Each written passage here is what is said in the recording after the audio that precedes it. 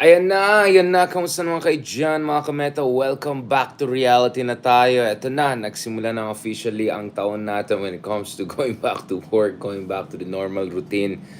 So yan, balik na naman sa traffic, balik na naman sa realidad, and of course, balik na naman sa politika, guys. So dapat pag-usapan natin ang what is the lay of the land in the coming days and coming years, well, not years, months rather.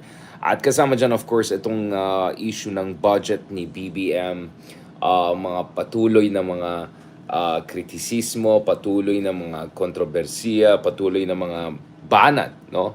Laban sa budget, laban sa mga pinagagawa ng administration ngayon pagdating sa parating na budget for this year, especially as we head into the election year. Kanina lang, of course, we had no less than yung ating minamahal na mayor na ito. Kanina we had no less than yung minamahal natin na mayor sa Baguio. Mayor Magalong was on Storycon with sila Ronald Llamas, at of course, balikan naman si Mayor Magalong dun sa kanyang banat pagdating sa issue ng pork barrel funds, sa issue ng corruption, sa issue ng kickbacks. I mean, after all, this was the person who ran successfully, although it was not easy, for the election noong 2020 based on good governance, essentially. Just good governance, walang politika, serbisyo lang, no? So yung ganyan yung line niya, and of course, isa siya sa mga main conveners at saka main leaders ng tinatawag na Mayors for Good Governance. So kanina ang banat ni Mayor Magalong was that talagang maraming mga questionable dito sa budget ng administration. Maraming questionable dito sa mga fiscal practices ng administration. Siguro naka 15 different episodes at vlogs na po tayo ukol dito sa mga ukol sa mga PhilHealth issue pa lang, di ba? So ang dami natin na tinitingnan dyan sa issue na yan. Now, I just want to bring this out, guys. Ito.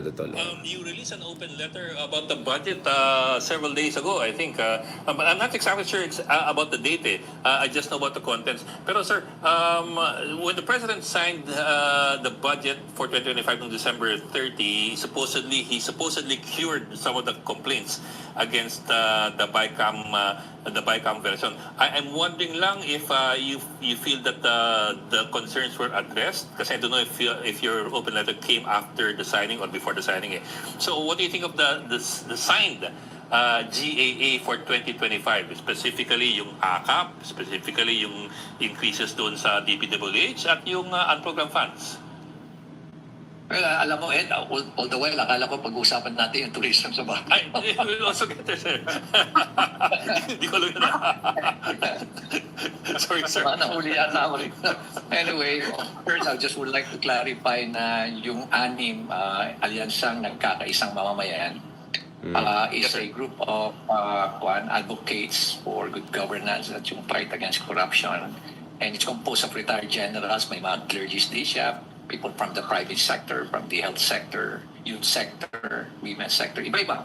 At I'm not a member of ANIM. Isa lang ako doon sa mga pumirma ng kanilang manifesto. So, pagdating naman doon sa critical issues ng budget, talagang kami, may ginawa rin ang ating presidente na din niya, nabito niya yung worth 194 billion. Pero siyempre may kakulangan pa. No? Siguro may reasons kung bakit hindi niya masyadong natutukan pa yung AKAP. Pero yung AKAP kasi talagang nagulat kami doon sa amount ng 26 billion. Doon sa pondo ng DPWH na increase pa ulit ng 288 billion na hindi naman hinihingi ni Secretary Bunuan. Tapos yung unprogram amount, yun ang nakakatakot yung unprogram. Although, pero pa rin, malaki pa rin yung sabihin natin, ang nabawas doon sa unprogram amount is about 168 billion. Pero malaki pa rin ang unprogram. Ibig sabihin, anytime pwede silang mag-disburse ng fund, gamitin nila sa iba't ibang mga proyekto nila. At nakakatakot yun. Nakakatakot yung ganung kalaki. So, yun na mga kina-question namin na pinirmahan ko dun sa manifesto na yun. Sir, in particular yung AKAP, kasi yung AKAP, again, as you also pointed out, the AKAP was not even in the National Expenditure Program for this for 2025. I mean, it was not even submitted by Malacanang. Yet it was put in put in by the BICAM, and it was approved pa rin by the President. Tapos, well, I'm sure you've heard about it. Ang sabi ni Senator Grace po, ang hatian nila is 21 for Congress, 5 billion for the senators. May I ask you, you think, are you also of the opinion that that's kind of pork barrel? Yeah, basically it's also a pork barrel. Kasi nga, balikan natin 2024, biglang nagkaroon ng AKAP at 2024. At kung iisipin mo, ngayon pa lang pala magkakaroon ng guidelines. Paano yung AKAP na binigay last year? Na ang dami binigay last year. Wala pa ng 26 billion guidelines yun. pala yun. So yun na nakakatakot doon. So gamit ng ating mga lawmakers at yun ang mga ginamit nila para ipamigay nila na wala pa lang guidelines. No? At ngayon pa lang gagawa ng guidelines. Pero kung titingnan mo yung what is happening on the ground, marami sa mga lawmakers natin ginagamit yan parang ayuda nila. Para akala mo personal money nila. At ipinagmamalaki pa nila yan na kami lang ang namimigay nito. Tapos gustong-gusto pa nila na sila ang namimigay. Para talagang magpapasalamat yung tao sa kanila. Never like sila, no? Bihirang-bihira sa mga lawmakers na nagsasabi na itong AKAP na to o itong AX na to, ito yung mga natatanggap nyo na to, taxpayers money. Pera ng bayan ito. Ito yung mga taxes na binabayaran nating lahat. Pag tinatanong ko nga yung mga beneficiaries, at sabi ko, who's filing your income tax? Kukunti lang. Ibig sabihin niya, wala kayong binabayad na tax. Lahat tayo nagbabayad ng tax. Every item that we buy at the stores, the department stores, every food item, may tax yan. Kaya, So, basically, nakita niyo yung thrust ng intervention ni Mayor Magalong, and of course, he speaks along the lines na narinig natin sa marami natin mga kaibigan, especially yung mga sa good governance movement, yung mga iba't ibang mga civil society groups, mga iba't ibang eksperto, ekonomista, of course former Justice Antonio Carpio, mga other things. Lahat po sila concerned sila dito, no? Sa budget ng administration, sa lack of or alleged lack of guidelines or safeguards to make sure na hindi magkakaroon ng mambo jumbo. And of course, wag din natin kalimutan na mukhang may mga last minute changes na nangyari, may mga last minutes na dinagdag, may mga last minutes na idadagdag pa. So there's a lot of question marks. There are a lot of question marks, and unfortunately, hindi tayo. This is not the first time we have been here. We have been here for quite a long time, di ba? Etong issue ng pork barrel funds have been raised from one election cycle to another election cycle, from one administration to another administration, and completely I support itong adhikay ng mga mayors for good governance, anim group, different civil society groups, yung kasama natin God willing next week naman dun sa isang talk natin si Prof. Cello, Justice Scorpio. I think everyone is doing really a fantastic job here of making sure talaga na sinuscrutinize natin ng mabuti itong budget ng gobyerno, itong budget para sa Kongreso in particular, especially ahead of the election. So wala akong problema dyan. My problem, nevertheless, is this. At babalikan natin ulit, guys, no, yung sinasabi ko na dapat wag natin kalimutan na ang Vice Presidente mga Sara Duterte.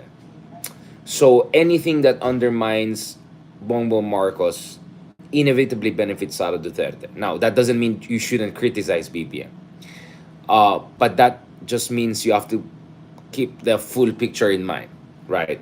And speaking of the full picture, ito yung sinasabi ko for quite some time at gusto ko ipakita ko sa inyo guys. Ito na po yung narrative ng essentially Team DDS. And they're really juicing it. Because if you look at it, halos lahat ng conversation natin nowadays ay ukol sa budget. Right? Halos lahat.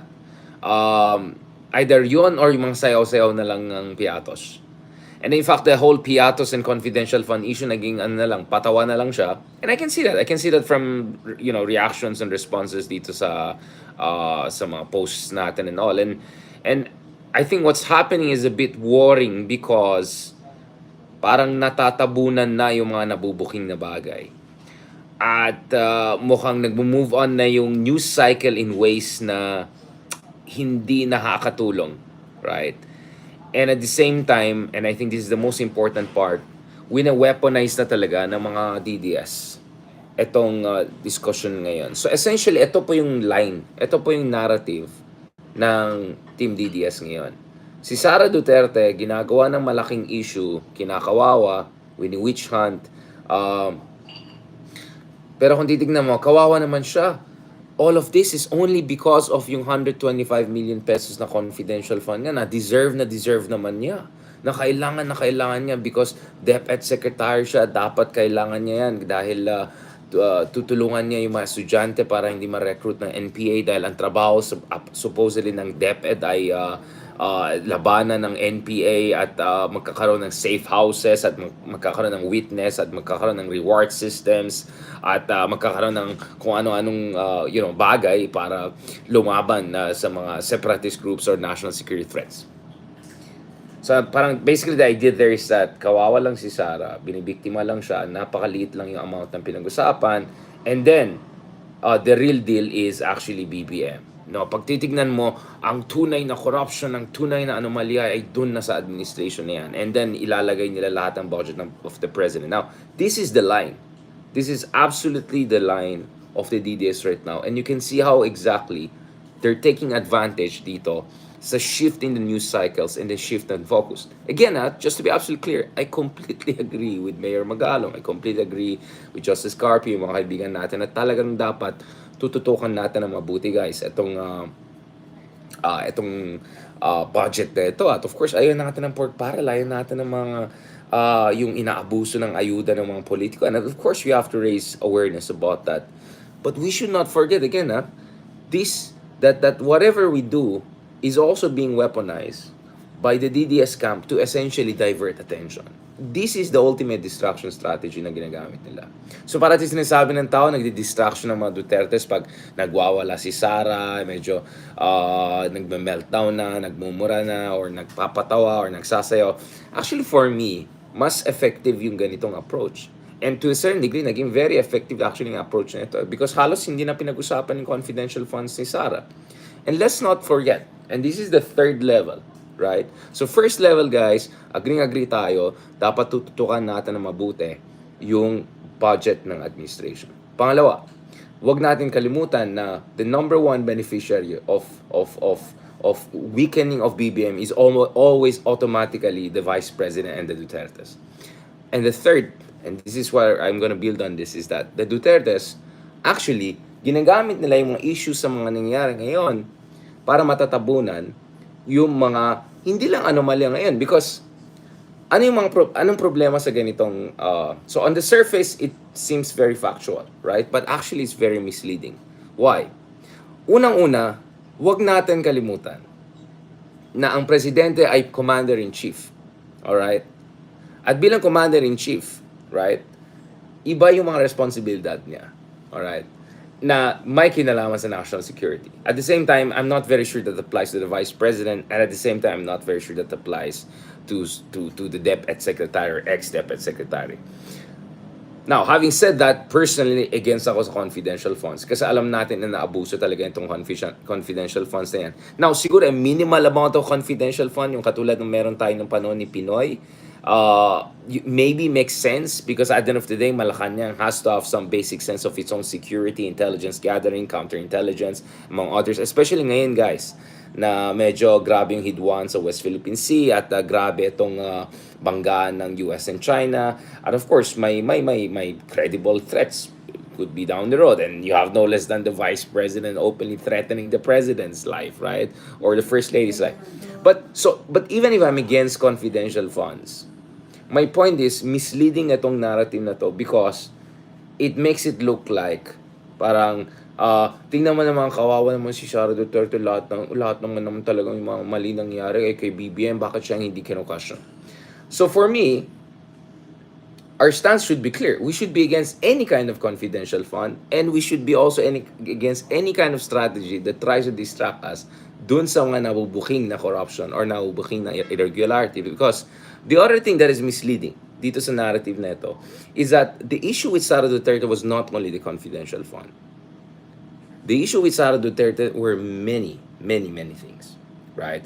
Including yung mga ibang practices nila sa loob ng DepEd, Department of Education, yung inefficiencies niya at kapalpakan niya as a DepEd Secretary, yung underinvestments niya, underutilization ng funds niya, yung lack of investment niya sa classrooms, etc. So maraming issue yan. But let's not forget, it's not only about Sara Duterte, it's about the Duterte family in general. Because if you look at the Duterte family in general, so kanina nakita ko may nag-comment, parehas naman magnanakaw eh. Wala akong sinasabi.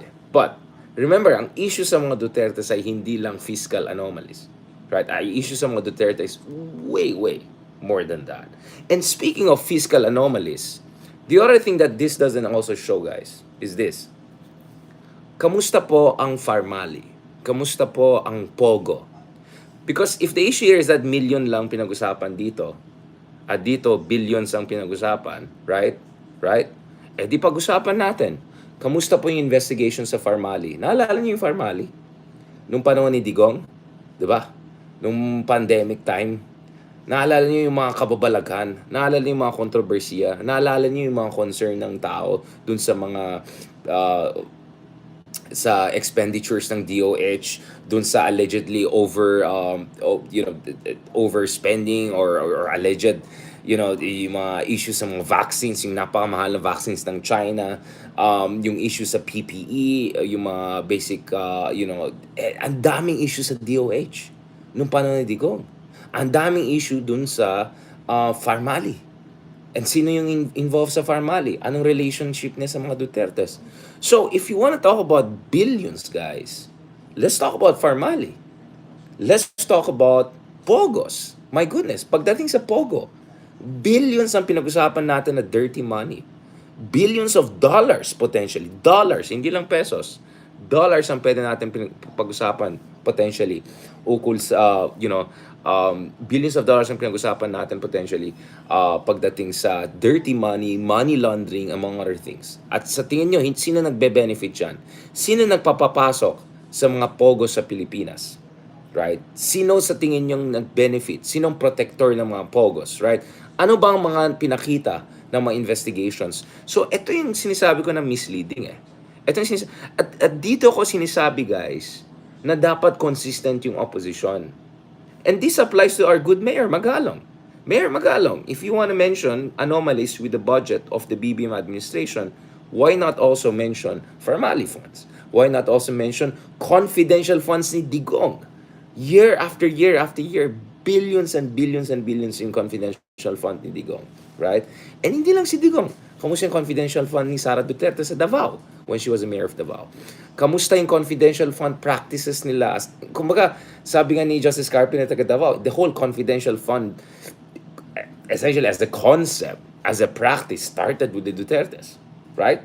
So, una-una, dapat ingat talaga yung genuine opposition na hindi nila hayaan na una-una matabunan yung mga nung mga binuga at saka mga na-expose.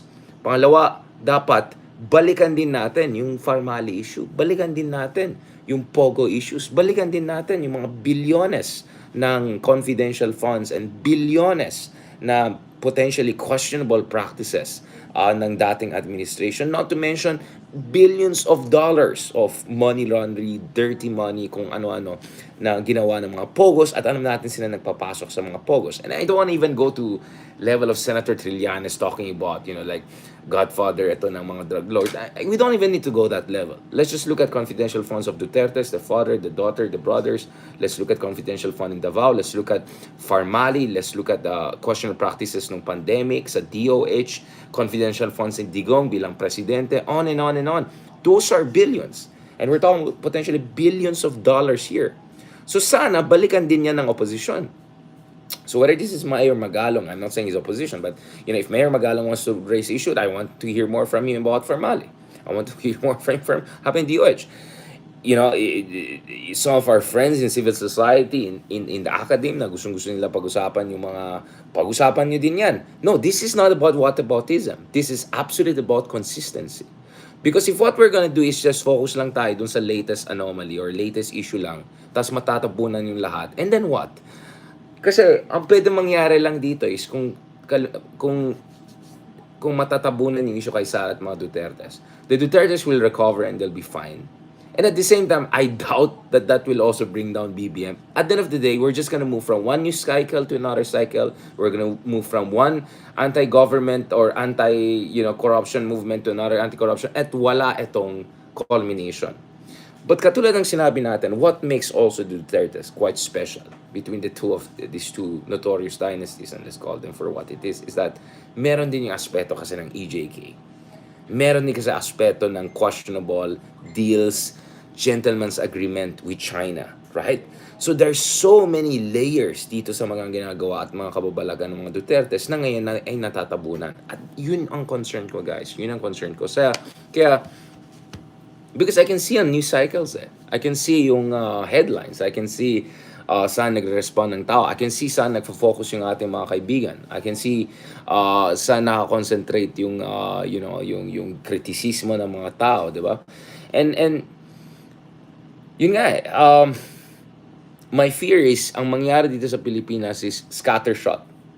Jumping from one side to the other side, when in fact what the genuine opposition should do, what the civil society should do, is to have a calibrated approach whereby boom, boom, boom, boom, focus talaga, scrutiny dito sa budget and administration, but at the same time, don't forget the Duterte issue. Don't forget the billions from the Duterte presidency era in terms of potential anomalies. Don't forget yung EJK, lives of people, tens of thousands of lives potentially lost, right?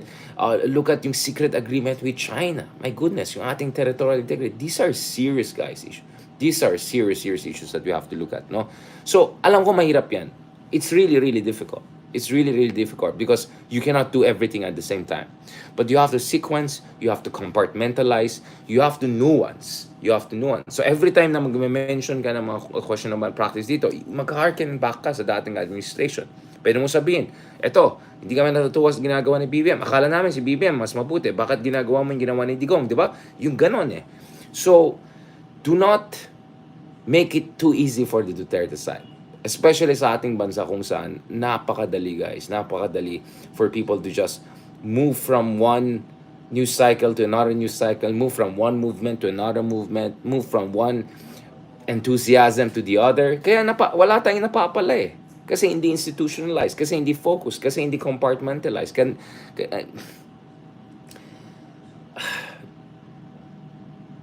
At hindi nuanced. But there are levels. You don't need to read, Dante's, seven levels of hell or something to realize there are levels to things, right? Na as much as you have problem with one side, do not forget that next level yung other side, right? As much as you want every bad person to be held accountable, you have to also look at the momentum, lay of the land, political dynamics, visibility, and all of those things. And as I said, after month after month after month of Quadcom, after month na expose lahat ng mga kababalagan ng mga Duterte and ganun, and then ngayon, boom, parang wala na yan, move on na tayo sa next issue, right? And this is where things can get very interesting, guys. This is where things can get very interesting because ang mangyari lang dyan dito is ping-pong lang yan. Ping-pong lang yan.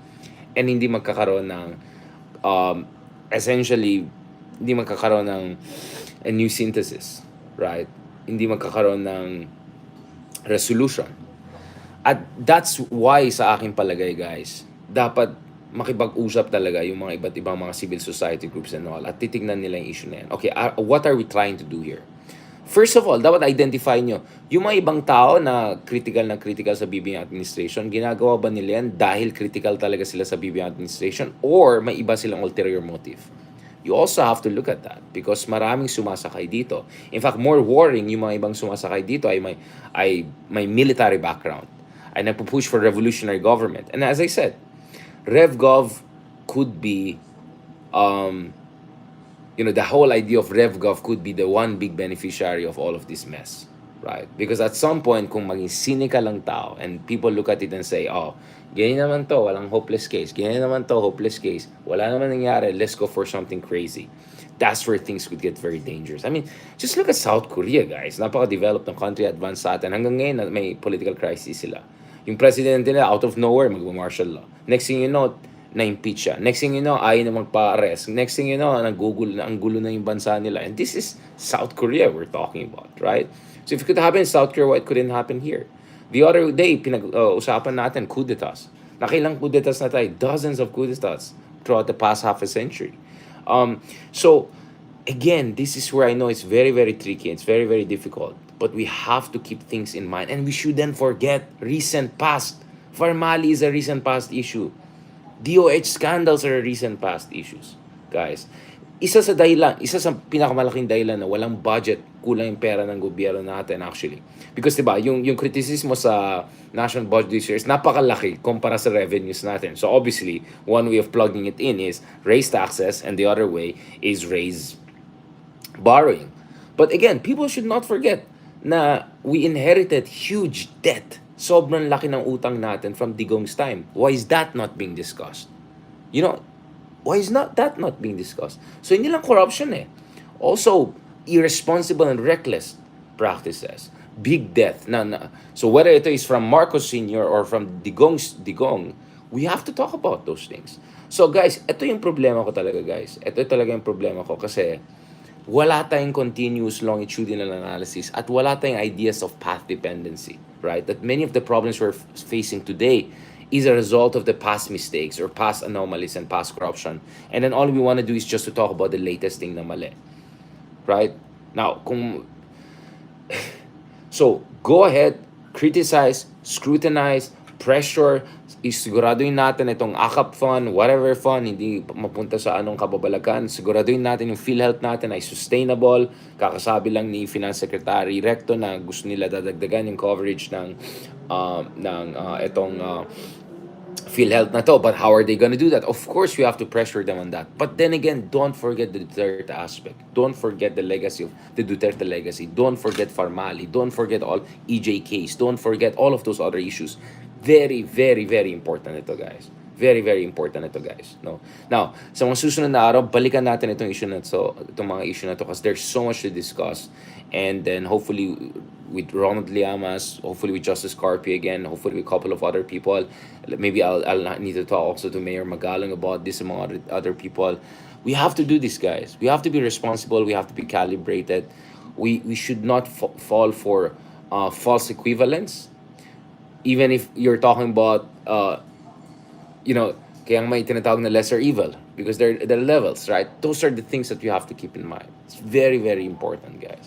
And I think mahalaga dito na hindi magkanya-kanyang diskarte, mag-mercenary, magkakanya-kanyang... yun din ang napansin kong problema sa opposition minsan, I'll be honest about it. Everyone wants to be the David to the Goliath. Everyone gusto nila maging...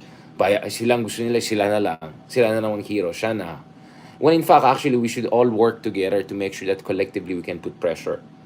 We can push things in the right direction. And we can eventually create a counter movement. In fact, the best thing that has to happen here, guys, is that all the wrongs of this administration and all of the exposed wrongs of the past administration and the vice president, all of this, if you approach them correctly, it will actually provide, guys, the right momentum for the good guys, the good people, right? But if it's just scattershot, tira-tira sa Duterte, wala mangyayari dyan. You're just gonna be an unwitting proxy of the two sides. And that's what should not happen, guys, here. That's what should not happen, guys, here. And at the same time, have a sense of perspective. For me, potentially treasonous activities, mass atrocities in the EJ case, I think they're even worse than corruption. And it just happens that actually there's also confidential fund, there's also Farmali, there's also Poge and all of those things. Because, so now let me sige, i-ground natin yung sinasabi ko dito. Pag titignan yung sinasabi ko dito, essentially ang sinasabi ko is, unfortunately, dahil wala tayong rule of law, mahirap umasa sa mga institution lang natin. Because sa isang mature democracy, but even in the US, my goodness, look at how things are going on. But nevertheless, in a more mature democracy, pwede ka umasa sa mga institution, right? Pwede ka umasa sa mga korte. Pwede ka umasa sa mga civil society. Because may rule of law. And what is rule of law? It's the uniform and predictable application of the letter and the spirit of the Constitution to everyone, regardless of their position, power, or prestige, or partisan leaning, right? Unfortunately, because wala tayong rule of law, and at the same time, we live in an era of social media, simulacra, almost postmodern democracy, public attention is the ultimate currency of power. Any issue that gets more public attention, that issue has more political momentum behind it. And in a situation whereby wala tayong rule of law and everything is driven by attention and news cycles, you know what's the worst case scenario is scattershot, jump from one to the other, or worse, even worse than that, tulangan mo pa yung mas masama pa side, di ba? I'm just being realistic about this, guys, because to be honest, I'm not hearing many people spelling this out.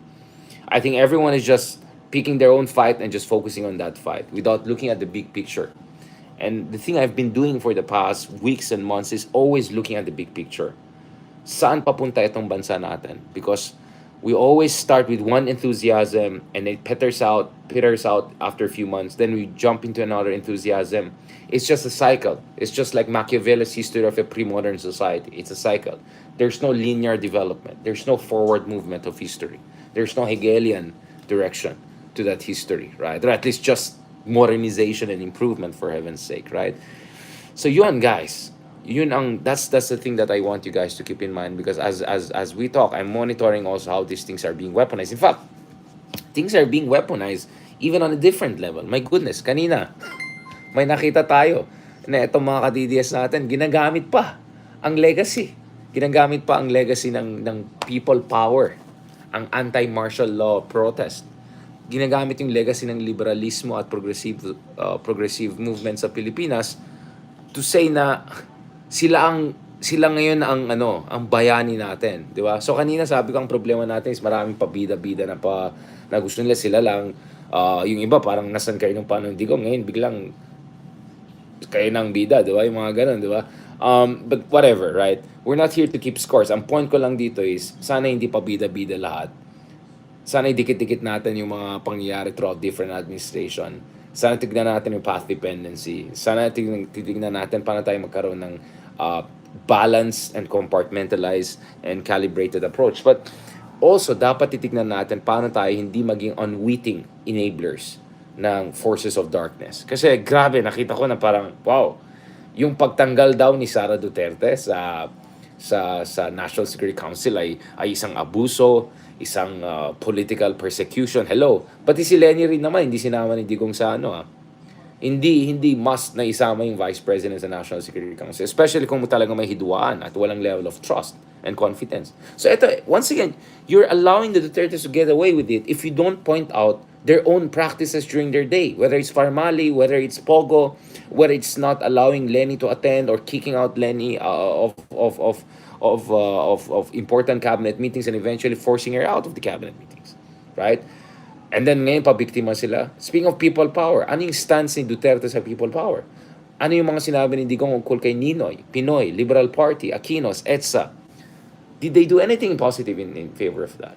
Hindi ba sila yung nagbabastos sa mga kay Ninoy at saka sa mga Liberal Party at saka mga Aquinos? Tapos ngayon biglang pag-usapan nila yung kanilang role bilang biglang people power mode na. So again, you see, this is weaponization, this is exploitation, and this has to be called out, and this has to be kept in mind, guys.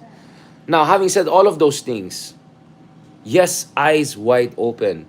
Eyes wide open. Kaya sabi ko, sa isang banda, tuwan-tuwa ang mga tao kasi ayan, popcorn na tayo, nag-aaway yung dalawang side. But ngayon, nakikita niyo rin, mahirap actually yung situation din ngayon dahil hindi mo alam, wait lang, saan tayo mag-focus? Kasi ang dami mga there's like an overwhelming amount of controversies and things to look at, diba? Um, oh yeah, speaking of people power, and then you have certain religious groups or reactionary groups also trying to ride that people power motto and then try to push for a certain political agenda, diba? So yes, at the same time, agree din naman ako eh. Now, we have to also be vigilant in watching yung mga ginagawa ng kasalukuyan administration when it comes to historical revisionism. Wala namang problema na, na nilagyan ng mga animal natin, di ba? I mean in a good sense, right? But at the same time, parang tinatanggal yung mga ibang leaders natin, including, diba? And at the same time, parang dina-downplay na yung legacy ni Ninoy at saka yung EDSA celebration. You have to be careful about that. Yung Maharlika Fund, balikan din natin yung Maharlika Fund. Tignan natin na mabuti yung Maharlika Fund. IMF, International Monetary Fund, also said something about Maharlika Fund, and that we have to make sure na, Maharlika Fund returns the money to where it belongs. And since mukhang walang saysay itong Maharlika Fund, perhaps it just should be closed down as a horrible, bad idea. And it's a good thing that it really gain traction or whatever. But do you get what I'm saying? What I'm saying, guys, here? Mahirap itong situation natin ngayon dahil it's so easy to be distracted, and it's so easy to lose sight of the big picture, and it's so easy to be manipulated, exploited, and to be unwitting enablers of one side, and in this case I would say the worst side. Right? But that's why you have to talk. That's why you have to constantly think. And that's why you have to call out these things. That's why we have to be very, very, very vigilant. And if we do everything right, guys, if we do everything right, malay nyo, if a new space might open up for really the good guys. On that note, thank you very much, mga kameta. Maraming salamat again. I hope you guys are adjusting back to reality as the year kicks, the starts, roars into action. Medyo slow pa rin napansin ko medyo slow pa rin hindi naman slow yung news cycles, but medyo hindi ganun kasi the same level yung engagements and all of that. So maybe I think people are just transitioning back. But while medyo we're getting over our ring rust and trying to consolidate our ideas and figure out what the year could look like, I just wanted to remind everyone, don't lose sight of the big picture and don't lose sight of the immediate past, including the legacy of Duterte. And of course, how Sara Duterte is the biggest beneficiary of any sole or predominant focus only on the wrongs, real or perceived, of the current administration. We have to keep this in mind. And I'll tell this again. Yes, if there's one thing that is worse than corruption, it's extrajudicial killings. It's treason. It's and fill in the blanks. All right. Thank you very much. God bless, and talk to you soon. Maraming salamat. And please don't forget to follow us also on Spotify natin. Medyo nagsisimula tayo na mag-upload. Kakalabas rin sa Cool Pals yung first part ng discussion natin with Xiao Chua and the fantastic Cool Pals guys. There'll be a second part coming out soon. So far, very good responses. Very supportive responses. Thank you also sa mga ka-Cool Pals natin. And God willing, may that be the beginning of more collaboration with friends and folks, not only in the civil society, academic circles and all, but also working with people in the comedy scene, in the cultural scene. Because sa aking palagay, at the end of the day, perhaps, I don't know kung nag-guess ng tao, yung mga patawa natin na sayaw-sayaw, that's also my way of acknowledging that at the end of the day, we have to, we have to see how paano makakatulong ang kultura para sa atin, para makarelate sa ating mga kababayan. Because kung political lang ang pag-usapan natin all the time, it's overwhelming. I understand. It can get very overwhelming. So, kaya mahalaga rin na, once in a while, medyo kalog-kalog rin tayo. But at the same time, culture is the greatest, straightest path to the people's hearts and minds when it comes to politics. And kaya nga, appreciate natin itong mga collaborations natin with good friends natin, especially the Cool Pals. So thank you so much also sa mga ka-Cool Pals natin. And thank you so much sa lahat ng mga bagong followers natin sa Spotify. Again, if you want to see a version of itong mga sinasabi natin, pinag-usapan natin, without any advertisement, without any interruption, etc., tingnan mo lang yung Spotify. Right? Doon, you're gonna get everything without any interruption and as straight to the point as possible. And of course, stay tuned because we're gonna have more interesting discussion lined up for the coming week or so. I'll be in and out, obviously with with my own international engagements and all. But obviously, next month, yun na yung simula ng elections.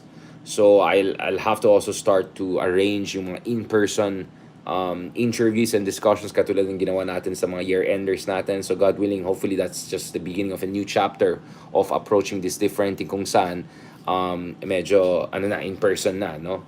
In person na yung mga interviews natin, hindi lang over Zoom. But while we're on the move, tuloy-tuloy yung mga Zoom-based interviews natin, which I still hope you guys appreciate. At the moment also, na-upload na rin po natin on our YouTube yung interview natin with Admiral Romuald Jude Ong, and doon pinag-usapan natin yung threat talaga posed by the Dutertes when it comes to destabilization, potential coup d'etat, revolutionary government, dirty tricks, China element, and what have you, right? Those are the things that you have to look at, all right? Thank you very much. God bless, and talk to you soon. Maraming salamat sa supportan niyo. Thank you.